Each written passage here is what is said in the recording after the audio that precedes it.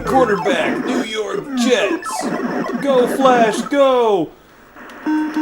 Cue Queen music. I don't have the rights to play.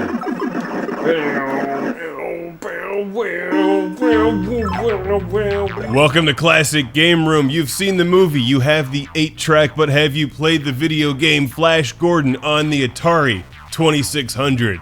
Go, Flash, go!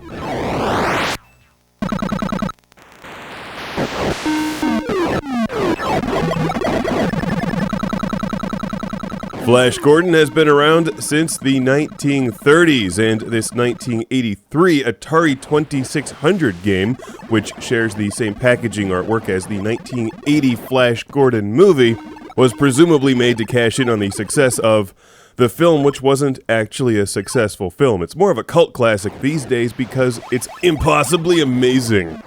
It's the kind of film they absolutely don't make anymore. It's borderline so bad that it's good, but it actually is good, with actors like Timothy Dalton, who played James Bond for a few films, Max von Sydow, and the theme music is created and performed by Queen.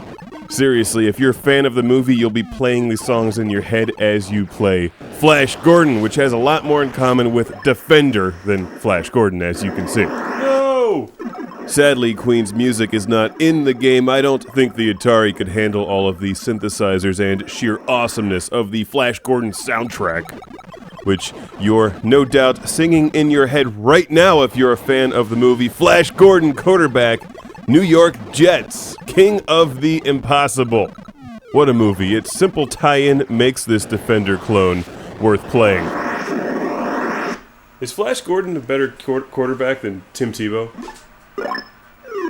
This game was sent to the show by our friend Robert C. from Coopersburg, Pennsylvania. I don't have the instructions, so I'm not entirely sure what you're doing here, except that you're flying through a mini-map, as you can see at the bottom of the screen, where you reach checkpoints that seem to materialize into a bunch of things on screen that you shoot. If you can hit them all, you get a force field. And don't forget to save the little happy people waving their arms. It all makes about as much sense as the movie, with less smoke. I think it has more to do with the soundtrack, to be honest, as you're King of the Impossible, saving every one of us. And by every one of us, I mean the little people on screen waving their arms.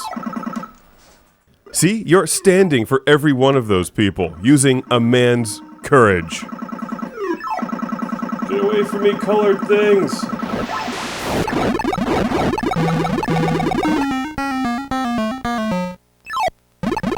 If only the video game captured such things as hot hail. Oh well, it feels like somebody had this game made and then at the last minute they slapped a different license on top of it, but you know, that's alright. Because it's Flash Gordon, and it plays a bit like Defender. It's not as good as Defender, but if you like Atari games, this one is surprisingly enjoyable. Yes, Flash Gordon is King of the Impossible. He'll save every one of us. You'll definitely want to have that soundtrack rocking in the background before you tear into this one, though after you clear off everything on a level, it moves you to the next level with some cool sound and video effects. It gets more challenging. Watch out for those pluses chasing you around the minimap, because they unleash colored thing. Maybe that's the hot hail. Fighting for justice wherever evil is there. Flash Gordon has hair. So here's what I'll recommend. Pick up the record along with this video game so you can try to tie in the awesome theme song with the game as much as possible.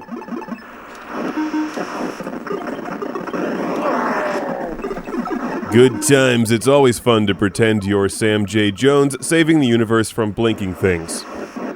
Oh, come on! Flash, you're better than that. Let's do it.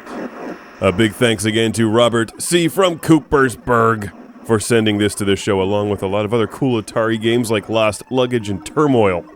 Cue the glittery bikinis, smoke effects, and Queen music. It's Flash Gordon on the Atari 2600. The movie's way better than the game, but you know, what are you gonna do? It's 1983.